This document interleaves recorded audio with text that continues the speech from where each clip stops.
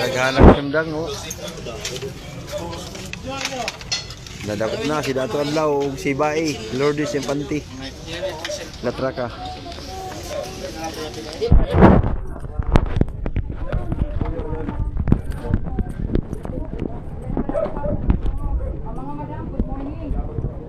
Mga ngalan.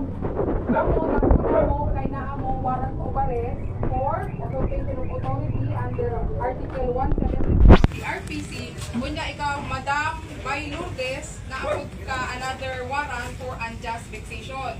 Itong unjust vexation and yung usurpation of authority tag-issue ni Acting Presiding Judge Maureen Chua.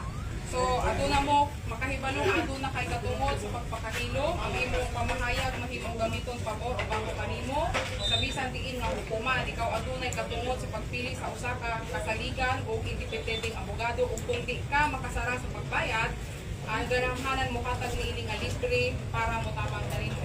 Na kasabot pa tanan. Mutabang? Gidakop na, mutabang? Nakasabot siguro ma'am sa Bisaya, no? Sige ma'am. Wala mo abogado. Sige, preso kami ninyo.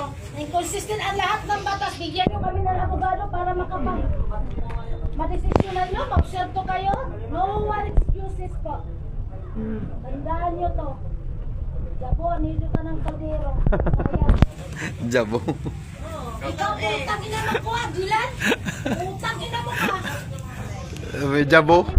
May suyo siguro ba sing nakili. Ako na sa pagdako ng amo ko, hindi